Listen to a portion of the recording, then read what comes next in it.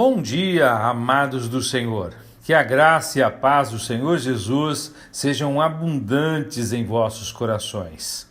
Que o Eterno vos abençoe poderosamente em Cristo Jesus. Queridos, hoje entramos no 11º dia de exposição do livro do profeta Isaías e estaremos examinando os capítulos de 38 a 40. Mas antes de iniciarmos, vamos orar. Pai querido, graças te damos por mais esse dia de vida. Te agradecemos, Senhor, por mais essa oportunidade de nos aproximarmos de Ti através da Tua palavra, para Te conhecermos melhor e aprendermos com os Teus grandes feitos o quanto é grande o Teu amor para com os Teus servos. Obrigado, Pai querido, por tão grande amor. Em nome de Jesus. Amém.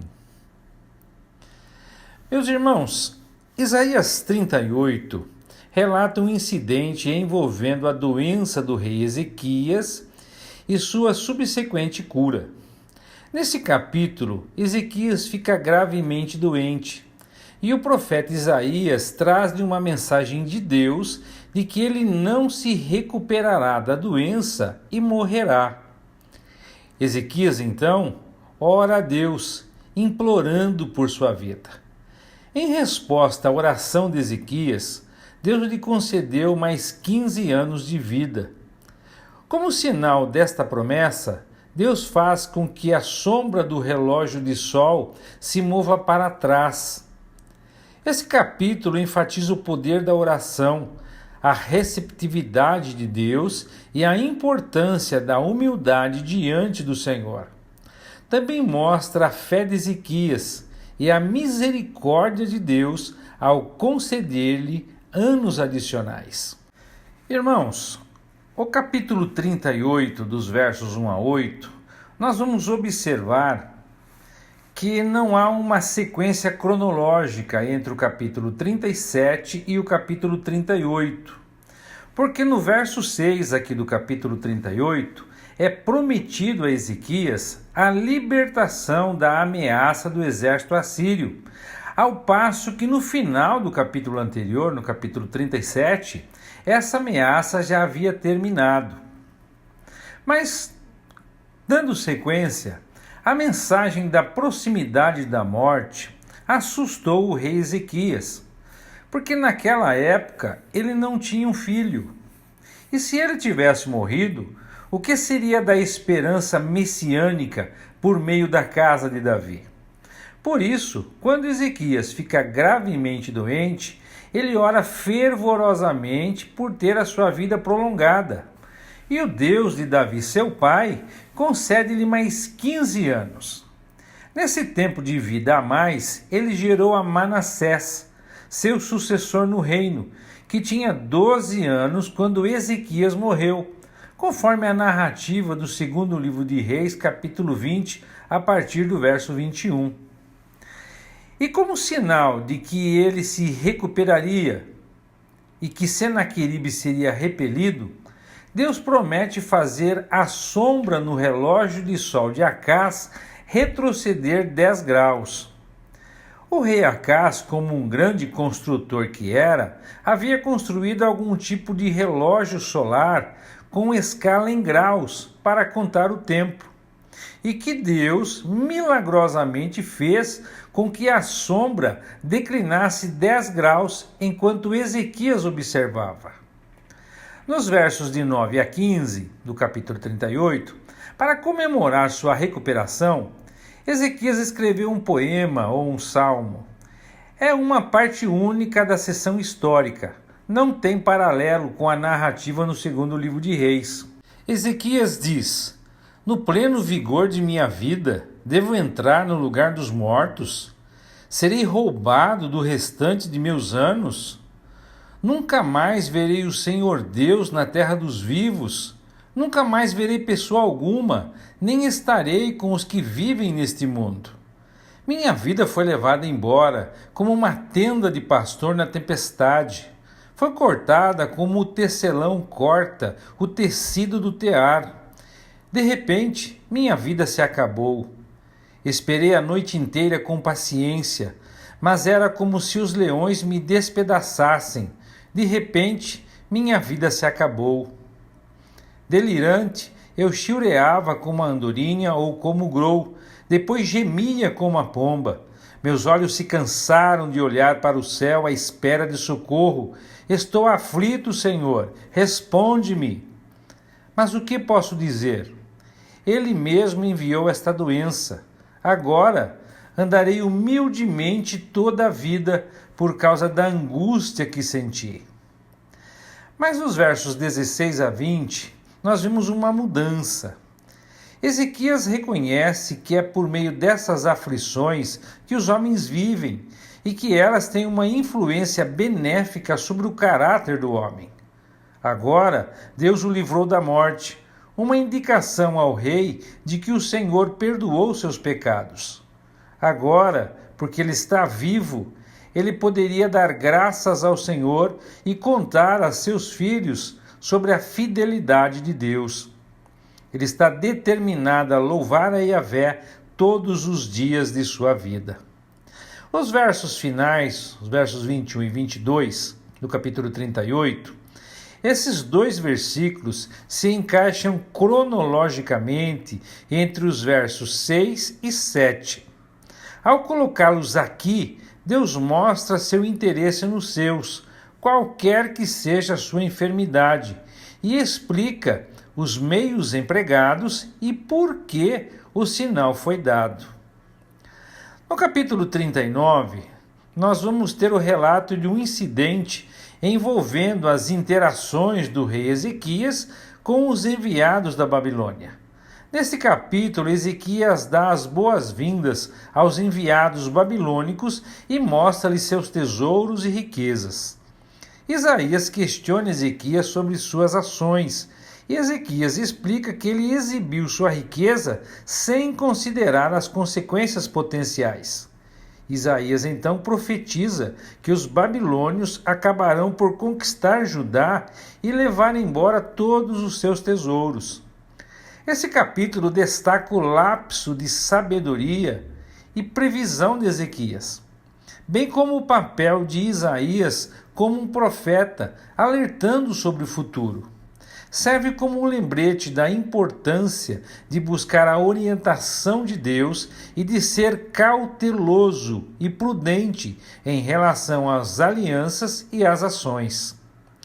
Dos versos 1 a 7 do capítulo 39, nós temos o registro do erro colossal de Ezequias em mostrar todos os seus recursos a uma delegação que veio do rei da Babilônia, ostensivamente para parabenizá-lo por sua recuperação. Ezequias provavelmente esperava que os babilônios ajudassem Judá contra a ameaça da Síria. Quando Isaías ouviu o que havia acontecido, ele pronunciou o julgamento de Deus. Judá seria levado cativo pelos babilônios. Os filhos do rei seriam eunucos no palácio da Babilônia. Essa previsão foi feita 70 anos antes dos eventos, quando a Síria, e não a Babilônia, era a maior ameaça de Judá. No verso 8 nós temos a resposta de Ezequias. A palavra do Senhor é boa. Isso reflete sua submissão e também seu próprio alívio por ele pessoalmente não viver para ver esse desastre. A predição de Isaías do cativeiro da Babilônia, cumprida pelo rei Nabucodonosor cerca de 100 anos depois que essas palavras foram proferidas, é surpreendente. Precisamos ter em mente que o Império Assírio ainda não havia sido vencido, pois a doença e a exaltação própria de Ezequias precederam o julgamento do exército de Senaqueribe. A Assíria, e não a Babilônia, era o inimigo ameaçador. Mas somente o Espírito de Deus poderia capacitar a Isaías a fazer a tal predição. No capítulo 40, nós chegamos à segunda parte do livro de Isaías. A primeira parte é do capítulo 1 ao capítulo 39 e a segunda do capítulo 40 ao capítulo 66. Como a primeira parte do livro de Isaías, essa segunda parte tem 3 sessões.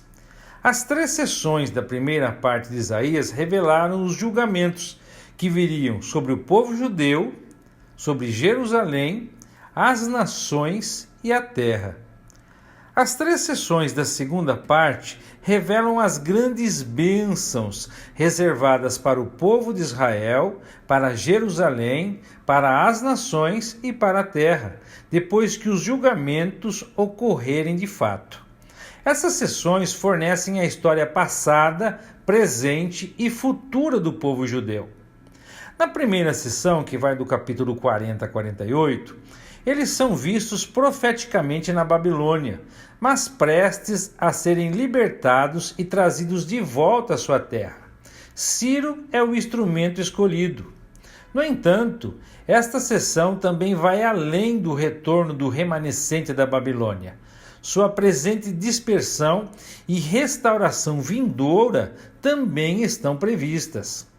Na segunda sessão, que vai do capítulo 49 ao 57, encontramos esse período de sua história mais amplamente apresentado. Nessa sessão, o servo de Yahvé é mais plenamente revelado. Ele veio para os seus e eles não o receberam.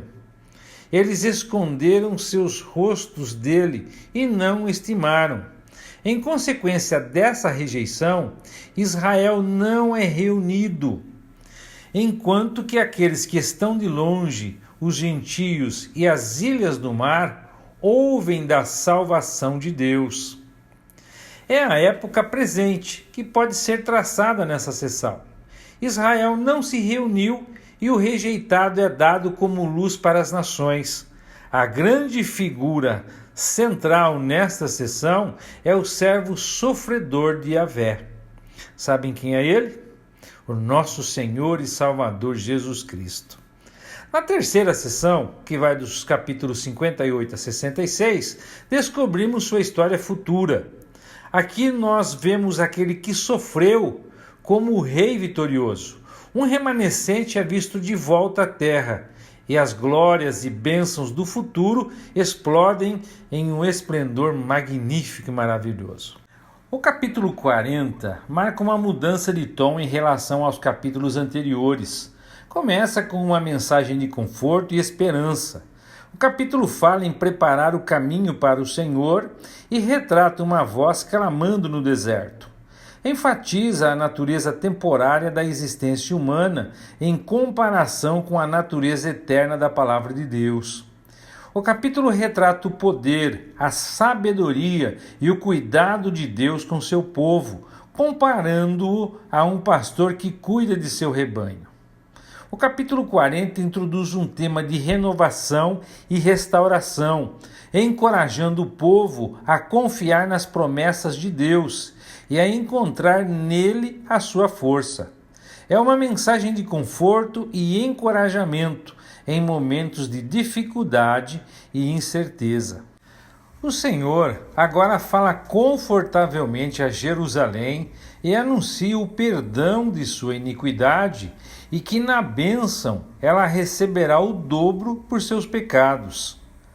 Nos versos de 3 a 11, a primeira e a segunda vinda do Senhor Jesus Cristo são novamente combinadas. João Batista foi aquela voz que clama no deserto, conforme Lucas capítulo 3 narra, reproduzindo o que foi dito aqui por Isaías, nos versos 3 e 4. Em seu lugar, agora o Espírito Santo diz: e toda a carne verá a salvação de Deus. A glória do Senhor será revelada com o segundo advento. Quando essa glória aparecer, Israel será salvo. Enquanto isso, a salvação de Deus é oferecida aos gentios. E Yahvé fala neste capítulo de si mesmo e das incontáveis evidências de que Ele é Deus. Esta é a característica peculiar de toda a sessão. Tudo é falado para encorajar a fé de seu povo. Lições abençoadas que encontramos aqui. Os versos de 27 a 31, entretanto, só serão plenamente realizados no reino futuro. É assim, amados, nós concluímos a exposição de hoje. Que o Eterno os abençoe e até amanhã, se Deus quiser.